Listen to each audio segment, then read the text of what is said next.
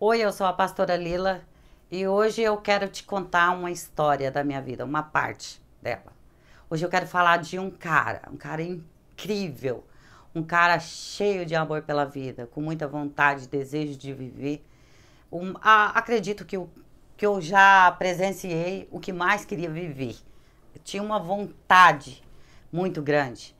E esse cara foi o que me ensinou muita coisa, eu devo muito a ele, muita coisa que aprendi no decorrer da minha vida. Esse cara é o meu filho, o meu primogênito, o Shasta. Vou dar uma pincelada na história de vida dele para você entender quem foi o Shasta. O Shasta, o meu primogênito, nasceu uma criança saudável, até 1 ano de idade, criança normal. Com 1 ano, ele começou a aparecer uma infecção urinária e ali começou uma saga hospitalar com meu filho. Passei 3 meses da primeira vez no hospital, logo em seguida veio as primeiras cirurgias e logo em seguida veio as próximas. Com 1 ano e 7 meses de idade, devido à medicação e uma cirurgia que ele tinha feito recente e teve que ser administrado nele um antibiótico muito forte, e eu tinha consciência disso, que tanto que eu assinei um papel para ele poder tomar essa medicação, né? E ele ficou surdo, porque um antibiótico muito forte pode causar cegueira, pode causar um monte de problema numa pessoa. E o da vez era o Chasto, ele ficou surdo. Uma pessoa que fica surda, automaticamente ele fica mudo. Aí eles falam surdo e mudo. Não, é só surdo. Ele só era surdo, ele não ouvia. Mas como ele não ouvia para aprender a falar, ele falava na linguagem de sinais. Ele só tinha 1 ano e 7 meses. Ali começou a nossa história, a minha e a do Shasta. E foi entre idas e vindas ao hospital, idas e vindas, cirurgias com mais cirurgias, uma atrás da outra. Eu falo que era coloca a bexiga para fora, depois coloca para dentro. E aí diálise peritoneal, porque a infecção subiu para os rins, atrofiou os rins dele, ele começou pela diálise peritoneal. E ele começou a diálise peritoneal com 1 ano e pouquinho. E nós fomos seguindo ali a vida do Shasta. Só que num determinado tempo, o Chasto tinha por volta de 4 para 5 anos. O doutor Antônio Presa, na época, ele era secretário de saúde do estado do Mato Grosso, ele era médico cirurgião pediatra. Ele deu uma notícia para mim, para o Antônio. Ele disse, o Chaston, porque nós fizemos uma pergunta para ele assim, se nós trabalhar muito, vender tudo que tem, pegar, sair para fora, para outro país, buscar recurso, né, para cura, existe essa possibilidade? Aí ele sentou e de frente ali com a gente e disse, olha, o Shasta é um menino diferente. O Shasta, ele nasceu com obstrução no canal do ureter e demorou muito para descobrir. E a infecção que causou infecção na urina, da infecção da urina subiu para os rins e ele perdeu os rins. E depois disso veio outras doenças, começou a ter outras doenças. Então, eu vou ser sincero, ele tem descalcificação óssea, entre outros, e foi falando e explicando, e disse, ele não tem estrutura, nem cresceria por causa da questão do hormônio, de que ele tinha a tireoide, problema na tireoide também, devido a isso, nem o crescimento dele, ele vai crescer direito. Então, ele não vai ter estrutura. Então, o Chasto, se ele viver muito, ele vai viver até 9 anos de idade. Então eu comecei a viver com o Shaston como se fosse, todo dia era o último. Todo dia era o último. E eu aprendi uma lição, a primeira lição que eu aprendi. Para nós, seres humanos, ser vivente, todo dia é o último. Todo dia é o último. Porque você não sabe qual é o seu dia e qual é a sua hora. E eu comecei ali a viver todos os dias com meu filho como se fosse o último. Mas lutando pela vida dele, lutando pela saúde. Coloquei ele na escola, ele aprendeu a ler, ele aprendeu a escrever em linguagem de sinais. Consegui, em Cuiabá, na época, ele tinha uma escola que dava esse suporte. Na época era muito pouco, mas ele já conseguiu. E ele continuava. Quando não estava no hospital, internado, ele ia para a escola. E seguimos essa saga de vida aí com o Shasta, foi seguindo. Com 12 anos, O sonho dele era andar de cavalo. Meu pai, por ser o primeiro neto, meu pai arrumou uma égua de um amigo dele lá e o Chasto montou essa égua. Foi a maior alegria do mundo. Só que logo em seguida guardamos a égua e quando descuidamos, ele foi até a égua e montou essa égua junto com o primo. Então ele, sem proteção nenhuma, montou nessa égua e caiu e não tinha nenhum adulto por perto na hora. Ele quebrou o fêmur, a perna direita. E aí começou uma saga. Ele passou 3 meses, devido aos problemas de ossos que ele tinha, descalcificação. Passou 3 meses engessado, totalmente imobilizado, com 12 anos. E com 12 anos, essa perna dele parou de crescer. Essa perna que ele quebrou parou de crescer, só que a esquerda continuou crescendo. Aí, eles têm até um nome para essa doença, eu não sei te dizer aqui de cabeça, mas a perna dele continuou crescendo. E ele foi tendo problema na estrutura óssea dele também. Foi ficando aleijado, deficiente de uma perna. E não bastasse já todos os problemas que ele tinha, né? Ele já começou a ter mais uma limitação. Mas mesmo assim, continuou para a escola, para a clínica, fazer hemodiálise. Ele começou a fazer hemodiálise com 9 anos, antes um pouco, e na máquina de hemodiálise. E ele deu sequência na vida dele.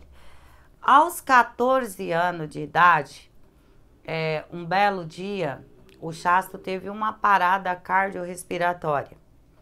E nessa parada cardiorrespiratória, ele foi induzido um coma. E os médicos chamou eu e o Antônio e disse, infelizmente, ele vai ter os 3 dias na máquina. E se você tiver família, pode chamar, tomar providência, dar urna, terreno, tudo, porque seu filho não volta mais porque ele teve uma falta de oxigenação no cérebro, devido à parada cardiorrespiratória. Claro que a primeiro momento ninguém aceita, né? Principalmente, eu disse, não é o dia, não é a hora. E eu tinha umas promessas de Deus na minha vida que não tinha se cumprido ainda junto com o Chasto. E eu acreditava que tinha que se cumprir essas promessas. E eram promessas de cura e libertação. E até esse momento eu ainda acreditava que Deus podia restaurar o rim dele, restaurar a perna, restaurar tudo. Eu acreditava, eu tinha fé nisso.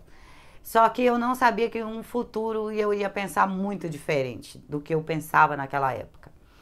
E não era o dia que o Chasto tinha que mudar de endereço. Na quarta-feira, isso aconteceu no domingo à noite, na quarta-feira que ele seria desligado, o Chasto se levantou do coma, tirou tudo, a traquetomia, né? Tirou, arrancou tudo e pediu comida, disse que estava com muita fome. E voltou com as doenças anteriores todas, mas com o cérebro normal, tranquilo. E estava com fome como se nada tivesse acontecido. Nada tivesse acontecido com ele. E passou o tempo, foi para casa. Nesse tempo eu sofri bastante, porque, se querendo ou não, eu sofri um velório antecipado dentro da minha casa. E passei por um processo, que não veio o caso agora, posso contar em outro momento. E passou assim em questão de 6 meses depois. Tinha uma testemunha do meu lado, uma cunhada minha. Ela estava do meu lado e o Chaston chegou e me disse, em linguagem de sinais, que se eu me lembrava de o dia que ele morreu. Aí eu ainda fiz de desentendida, disse que sim, abreviando. Ele disse para mim, pois naquele dia que eu fui, aconteceu algo. Eu estava num lugar onde era muito bom, não sentia dores, lá eu ouvia, lá eu falava. Era um lugar muito bom, onde eu comia, eu me alimentava.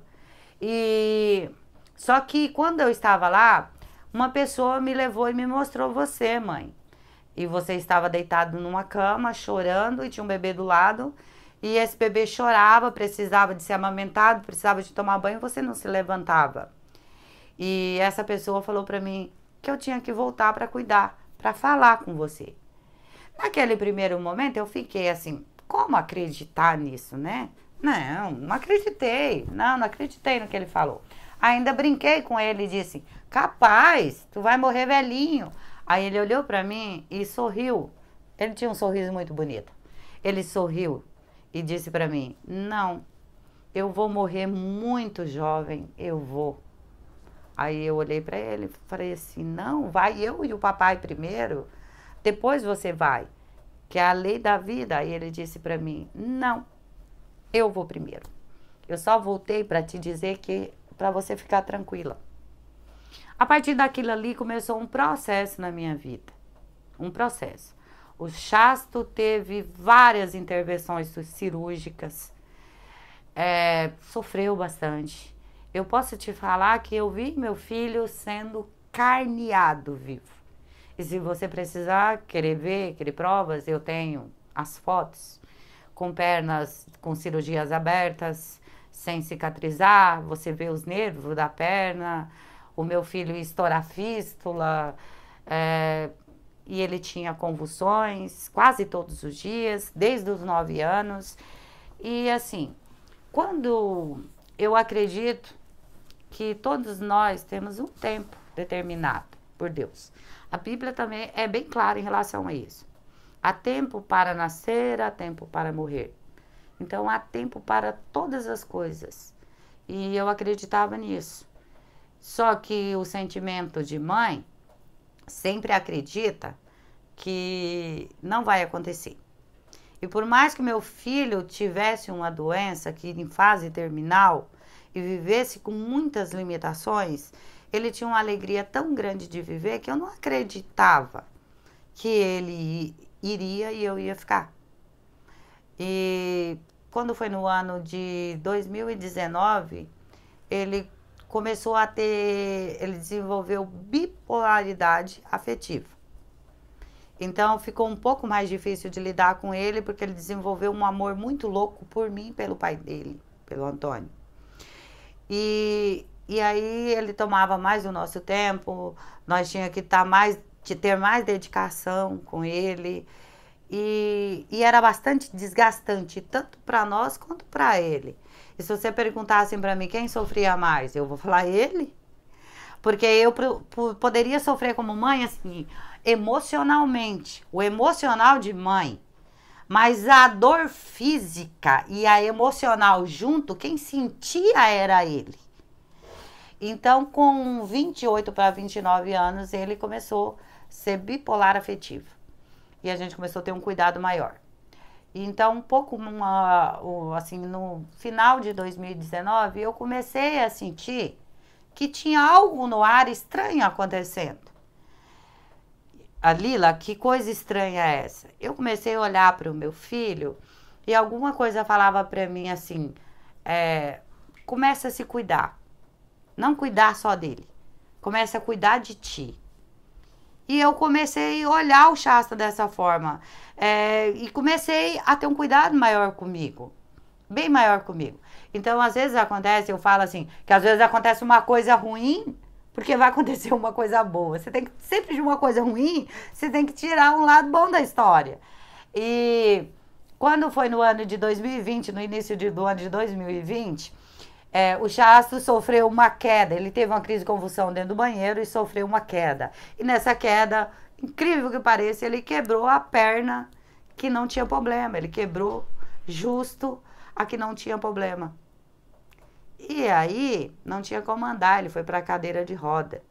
Fez uma cirurgia. E logo depois da cirurgia, eu fui fazer uns exames de rotina de mim. Por que eu vou falar essa parte para ti?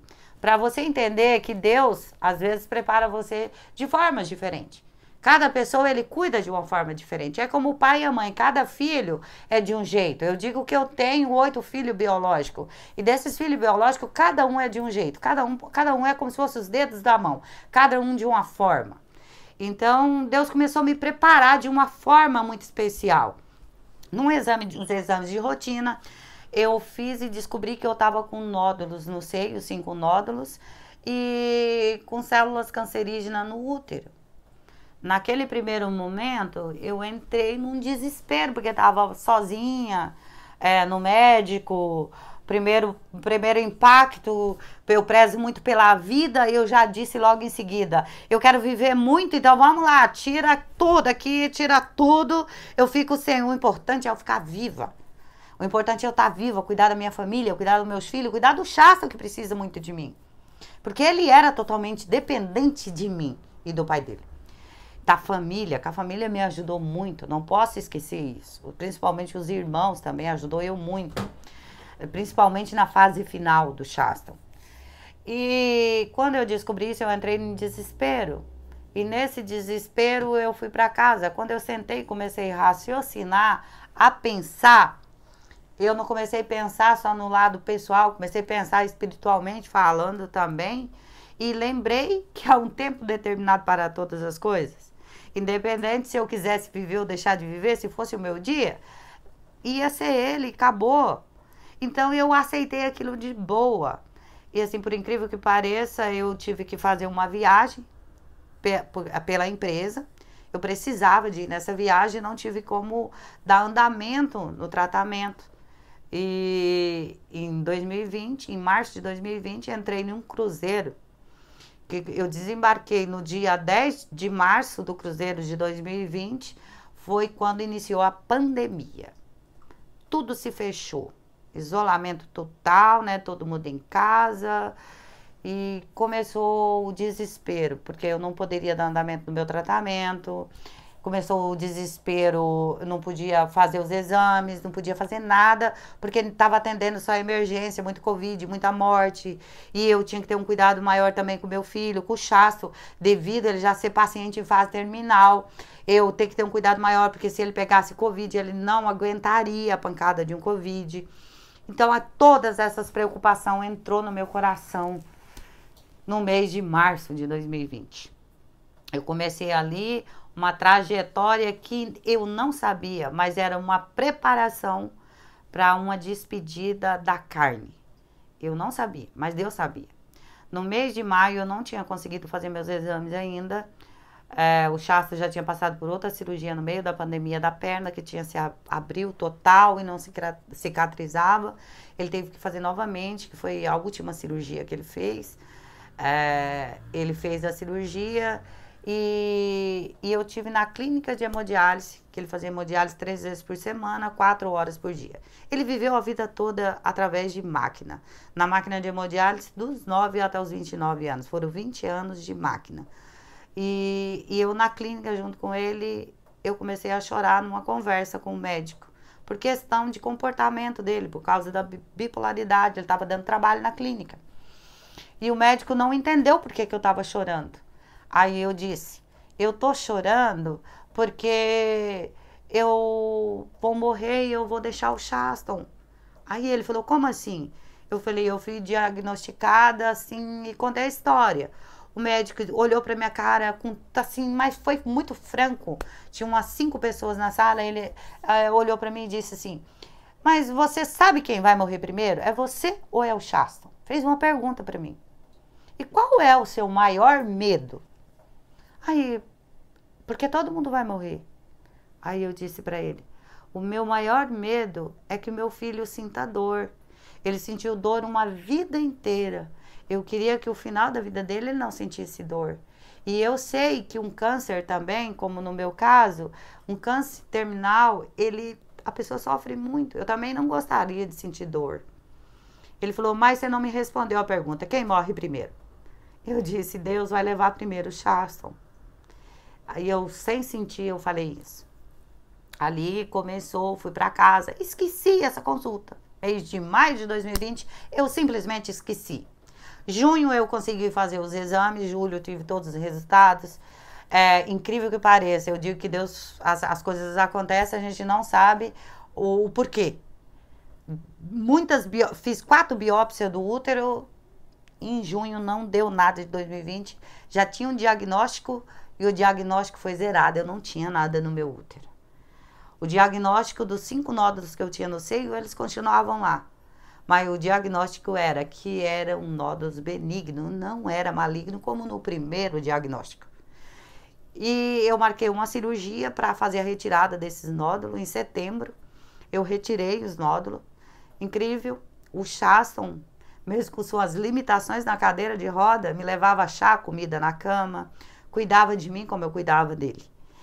E quando foi no finalzinho de setembro, minha mãe foi visitar eu, assim, do nada, coisas que não acontecem. Saiu do Mato Grosso e foi em Florianópolis ficar uns dias na minha casa.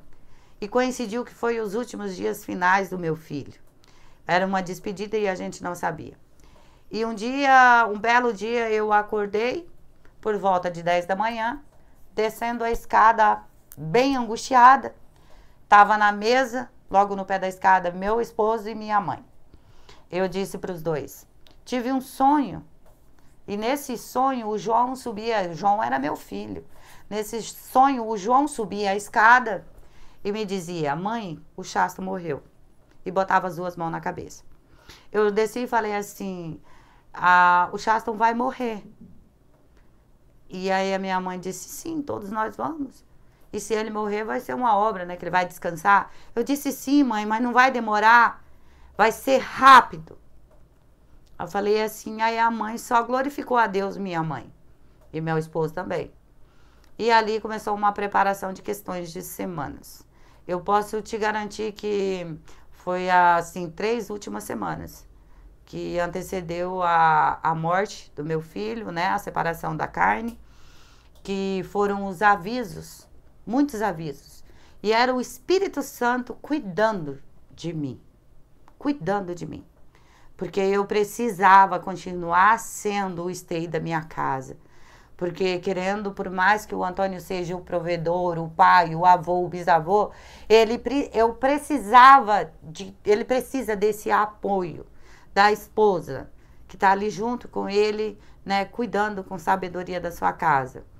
E Deus começou a cuidar de mim. E eu sabia que estava próximo, muito próximo.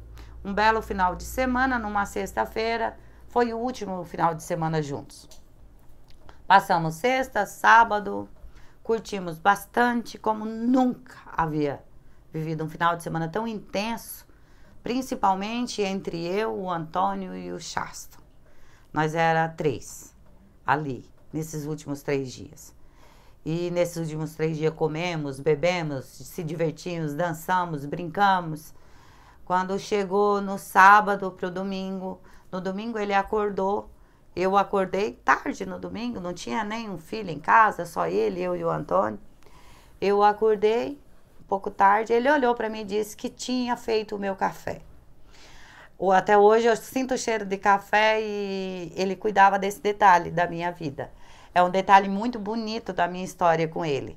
Ele aprendeu a coar café com 10 anos e durante o decorrer da vida dele, morreu com quase 30 anos, ele sempre coava o meu café de manhã. Hoje quem coa é o pastor Antônio. E ele disse para mim, coei o teu café. Eu peguei o café, tomei, sentei, perguntei se ele queria alguma coisa. Ele disse que não, que ele estava tonto e ia ficar no sofá.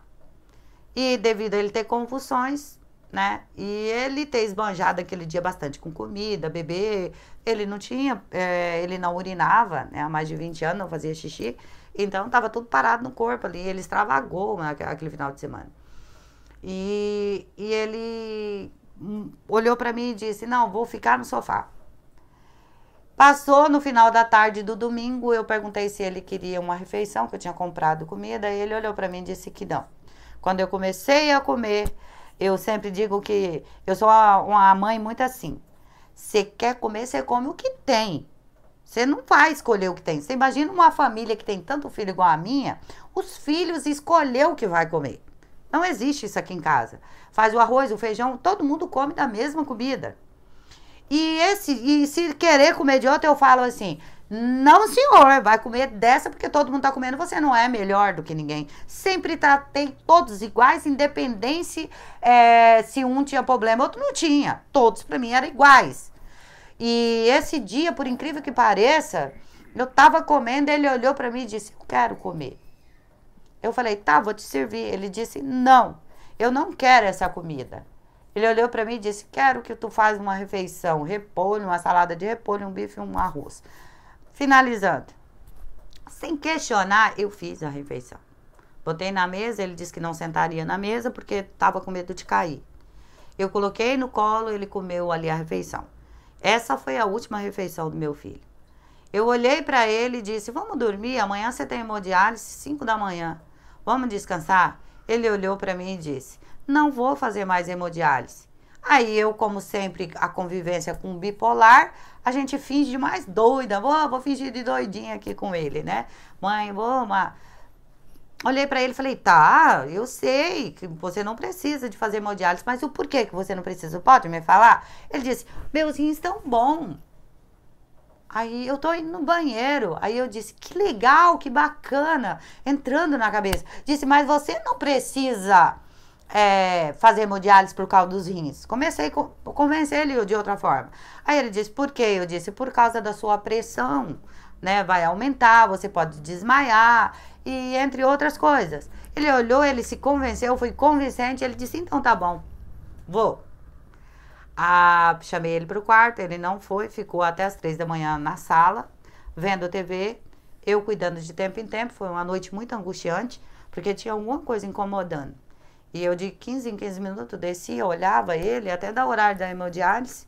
Quando foi 3 horas da manhã, ele subiu para o quarto e tomou um banho. Detalhe, ele não podia lavar o cabelo. Ele estava usando uma fístula e podia pegar infecção. Então, lavava o cabelo dele, era eu, cuidava do cabelo dele. Esse dia, 3 horas da manhã, ele entrou dentro do banheiro, tomou um banho, saiu, ele tinha um cabelo grande, ele saiu do banheiro, olhou pra mim, aí eu assustei, você tomou banho, lavou o cabelo, você, né? Aí ele olhou pra mim e disse assim, foi o melhor banho da minha vida, que ele precisava. E saiu todo arrumado, desceu e sentou no sofá. Ali deu 5 horas da manhã, eu não havia dormido, ele subiu novamente no meu quarto, coisa que não era rotineira. Eu falo que era Deus cuidando dos detalhes ali naquele momento. E ele subiu no meu quarto e pediu que eu penteasse o seu cabelo. E olhou, perguntou se estava bonito. Eu disse, bonito não, você tá lindo, maravilhoso. Aí ele olhou para mim e falou, tô indo. Eu falei, vai com Deus, eu te amo. Ele fez da mesma forma, em linguagem de sinais.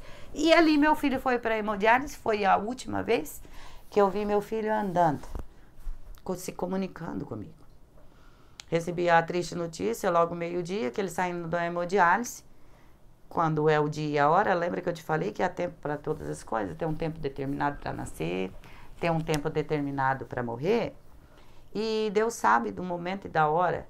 E se você tem uma doença, pode ser que você não morra dela, por mais que você seja um paciente em fase terminal como meu filho, aconteceu. Ele não morreu de Covid, ele não morreu da doença dele. O meu filho estava saindo, ele tinha convulsões desde os 9 anos de idade. Era rotineiro. Caía, pam, pum, levantava como se nada tivesse acontecido. Esse dia era o dia que Deus tinha marcado lá para ele ter um encontro. E esse dia o Chasto teve uma convulsão esperando o elevador saindo da clínica de hemodiálise. E era uma das coisas que eu pedi a Deus, você acredita nisso? Eu pedi a Deus que Deus não levasse o meu filho dentro da minha casa. Que eu não queria ter essa cena na minha cabeça. E esse dia ele caiu. E todos os meus filhos tinham uma tarefa. Cada dia da semana, um dia, um filho levava ele na hemodiálise. E esse dia, quem levou o Chaston na hemodiálise foi o João do meu sonho. E ele teve a convulsão, caiu. Ele bateu com a cabeça na parede, ele rachou o crânio. Na mesma da hora começou a sair sangue pelo nariz, pela boca, e ele já entrou, já foi entubado e entrou num coma induzido já logo em seguida. E quando eu cheguei no hospital, que eu olhei para o João, eu tive a certeza que era aquele dia, mesmo não sabendo o que estava acontecendo, eu sabia que era aquele dia, porque Deus já tinha me preparado através de um sonho. O João estava com a mesma roupa do meu sonho e botou a mão na cabeça da mesma forma. Mãe, eu não consegui, foi culpa minha. Eu disse para o meu filho, não, meu filho, não foi culpa sua. Você foi um privilegiado de estar com ele na última hora. Que benção de Deus, que benção de Deus. Hoje é o dia que o Chasto vai partir. Ele disse, não, mãe. Meu marido me olhou e falei, amor, Antônio, lembra do meu sonho? O João estava com essa roupa. O médico saiu, olhou para mim e disse, mãe, o Chasto vai ser encaminhado para o hospital Celso Ramos para abrir a cabeça porque ele está com uma pressão muito grande de sangue no crânio. E já estão aguardando ele. Aí eu fiz uma pergunta para o médico. Qual a chance do meu filho sair dessa cirurgia? Ele disse, nenhuma. Nenhuma. E se você, caso tenha fé, ele voltar um dia vai ser um vegetal. Aquele momento, é claro que eu como mãe, não vou falar para você que eu não sofri. O Espírito Santo estava cuidando de mim. Eu não estava chorando, eu não estava descabelando. Mas a dor que eu estava sentindo, só eu sabia o que eu estava passando naquele momento. O que estava passando dentro de mim. Naquele exato momento, eu olhei para o médico, antes de entrar dentro do hospital, porque não podia por causa da pandemia, ele não havia liberado para entrar, o médico foi lá fora conversar comigo e com o Antônio. Eu disse para o médico, não, chega, chega. Meu filho tem 29 anos, fez 29 intervenções cirúrgicas, ele não vai inteirar 30. Eu não vou deixar abrir a cabeça do meu filho. Meu filho vai partir sem ser mutilado um pouco mais, né? Porque ele já havia sido mutilado vivo. O médico olhou para minha cara, uma coisa que eu nem me lembrava, que eu acabei de contar para vocês um pouquinho atrás. O médico olhou na minha cara e disse assim, muito nobre a sua atitude, mãe. Eu olhei para o médico e disse, que nobreza tem numa atitude de você deixar o seu filho morrer. Ele disse, não, eu estou te dizendo a atitude que você teve em maio. Eu pedi o prontuário da clínica de hemodiálise do seu filho e no prontuário, em maio, a senhora pediu os cuidados finais do seu filho. E eu nem me lembrava disso. Nem me lembrava, nem passava pela cabeça. Nesse momento que o médico falou isso, deu uma paz tão grande no meu coração. Ele olhou e falou para mim, posso levar o seu filho para os cuidados finais? Eu olhei para ele e falei, pode. E ali começou a despedida. Isso foi numa segunda-feira. Na segunda-feira a gente não pôde ver ele. Na terça-feira, mesmo numa pandemia, como eu tinha pedido esses cuidados finais, olha como que Deus cuida dos detalhes na vida de uma mãe. Deus cuida dos mínimos detalhes. Deus, assim, Deus é como eu falo assim, Deus cuida do sal na medida certa, sabe, na sua vida. Então, o Chá sentou para os cuidados finais numa pandemia, com tanto irmão, com a família gigante que ele tinha, que amava ele, que ama até hoje, né? E esses irmãos queriam se despedir dele. Como numa pandemia? Mas como atrás eu pedi os cuidados finais, liberaram o Chasto sozinho em um quarto, que eu pude dividir em 2 dias a despedida dos irmãos. No primeiro dia, na terça-feira, foi a metade dos irmãos. Na quarta-feira, às 14 horas, chegamos no hospital. E eu vou contar esse dia para você entender como mãe, Deus cuida de você. Deus cuida. Às vezes, o que eu possa te ensinar, passar para ti hoje, é assim, os cuidados que Deus tem na vida de uma mãe, na vida de um filho. É uns detalhes. Se eu passar aqui, igual nesse vídeo, pouco tempo, curto, mas eu tô tomando água. Eu passei algumas horas, vou tomar água ainda. Eu passei algumas horas. Não, mas volta. Eu passei algumas horas sem nem tomar água. Eu cheguei às 14 horas no hospital. Primeira pessoa que entrou junto comigo foi a Ela. Me marcou ela porque ela é filha biológica do Antônio, é filha minha de coração. Ela canta. E quando nós entramos dentro do quarto, eu senti um ambiente diferente naquela quarta-feira. Podia ser na quarta, podia ser na quinta, não tinha de horário para ele ir. Ele estava nos cuidados finais, podia demorar um mês. Só que quando eu entrei na quarta-feira, às 14 horas, dentro daquele quarto, tinha uma coisa sobrenatural dentro daquele quarto. A hora que eu entrei dentro do quarto, tava ela, se eu não me engano, tinha mais 2 filhos. Nesse exato momento, eu pedi para ela assim, ela, canta pra mim. Aí ela disse, cantar? Eu disse, canta pra mim. Canta o quê? Aí entrou aquele louvor.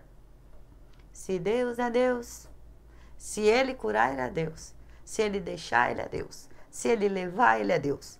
De todas as formas, Ele é Deus. E ela começou a louvar dentro daquele quarto. Ela tem uma voz muito linda, ela. E aquilo ali foi acalmando meu coração. Eu entrei num sobrenatural naquele momento. E a partir dali, como ele tinha muito irmão, cunhados, cunhadas, Começou a entrar de 2 em 2. E o tempo foi, nem água eu tomei.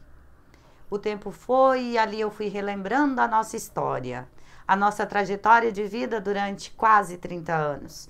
A minha história de vida com o Chasto, de uma menina que morou na rua, que teve uma desilusão da vida, mas que Deus cuidou de todos os detalhes, que Deus tinha me dado o privilégio de ser mãe daquele ser extraordinário, que tinha uma vontade de viver tão grande. Eu comecei a contar para ele os detalhes da vida dele. Eu comecei a conversar com o meu filho enquanto as pessoas entravam, enquanto as pessoas saíam, e o tempo foi passando e o tempo foi passando. Por volta das 17 horas, 3 horas depois que eu estava dentro daquele quarto, eu comecei a sentir mais ainda uma presença espiritual dentro daquele quarto. Detalhe, eu não chorava. Mas eu não chorava, não é porque eu não queria chorar, porque não dava vontade de chorar, que era um ambiente tão diferenciado que eu nunca tinha entrado num ambiente daquele. Eu estava vivendo um momento da minha vida que eu queria sentir de verdade o que estava acontecendo e não se me descabelar e chorar e me jogar na dor que eu estava sentindo. Porque a dor era muito forte, que se eu não fosse mais forte do que ela ainda, eu não podia viver aquele momento. E eu queria ser uma privilegiada de viver aquele momento com meu filho. Porque como eu fui uma privilegiada de pegar e dar o primeiro alimento para o meu filho, quando ele nasceu, amamentar o meu filho, eu dei a última refeição. Eu queria despedir do meu filho. E naquele exato momento eu comecei a sentir o Espírito Santo ali, uma presença muito forte dentro daquele quarto. Para quem acredita, como eu acredito no Espírito Santo, em Deus, aquele momento foi espetacular.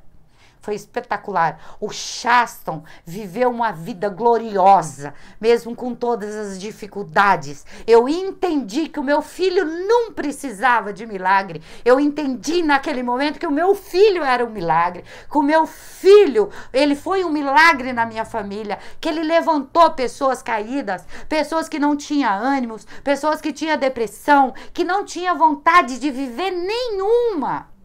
Ele olhava para o Chasto todo torto, surdo, indo para a hemodiálise como se fosse para o shopping. As pessoas olhavam e falavam para mim, que era a mãe dele, assim: poxa, eu tenho saúde, eu tenho 2 pernas, eu tenho 2 braços, sou um ser humano saudável, por que que eu tô dessa forma? Eu não posso estar assim. Então o meu filho foi milagre na vida de pessoas.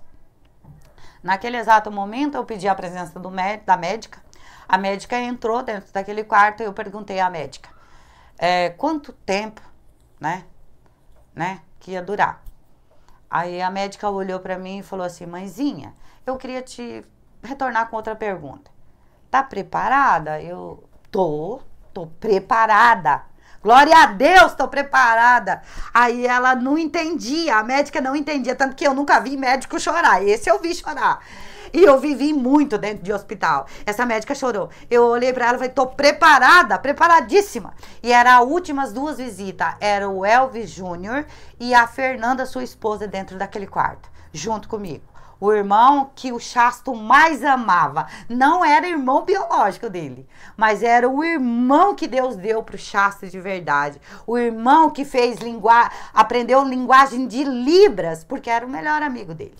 Estava ali dentro daquele quarto para servir de testemunha naquele momento na minha vida. A médica entrou e disse para mim: mãezinha, eu vou responder com outra pergunta. Tá preparada? Eu: glória a Deus. Já preparou tudo? Eu: sim, já preparamos a melhor roupa dele, do jeito que ele gostava. Ele vai se despedir daqui do jeito que ele era ele. Aí ela disse: legal, bacana.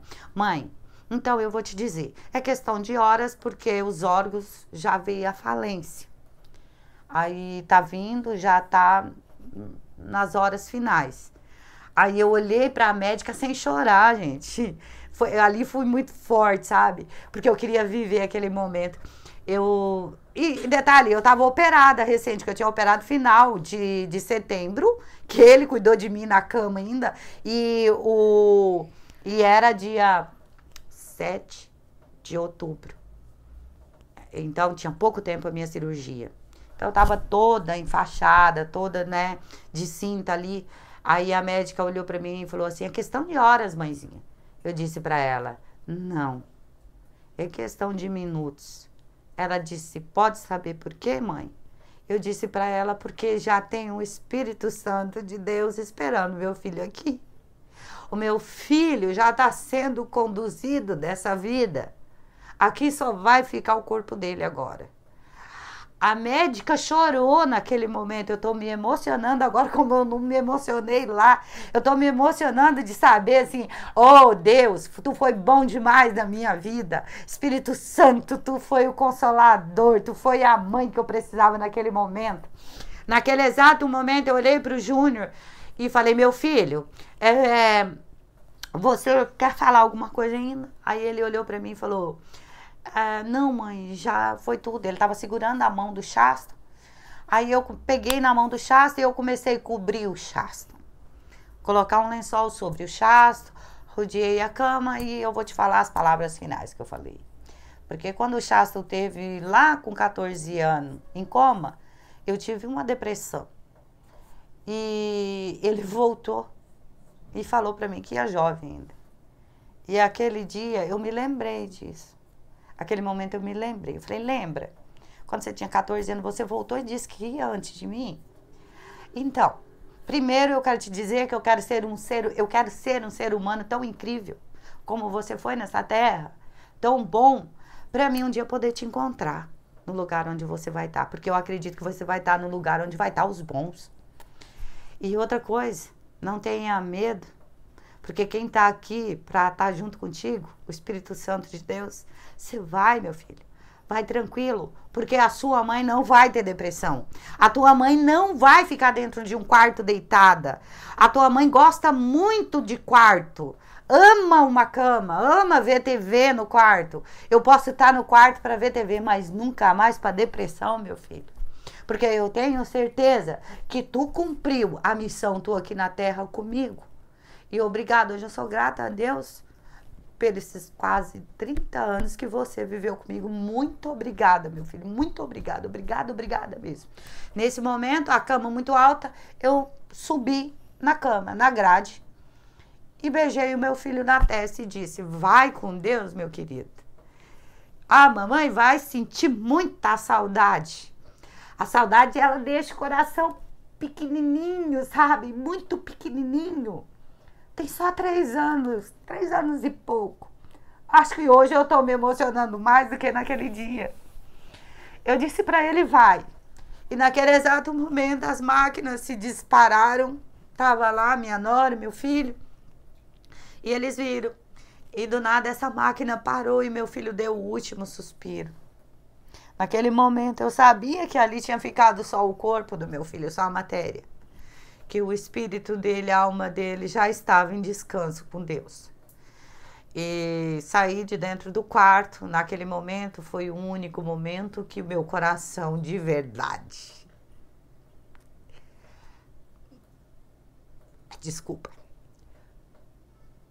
quebrou em pedaços. Muito. Eu saí daquele quarto como se aquele quarto puxasse eu de volta para dentro dele.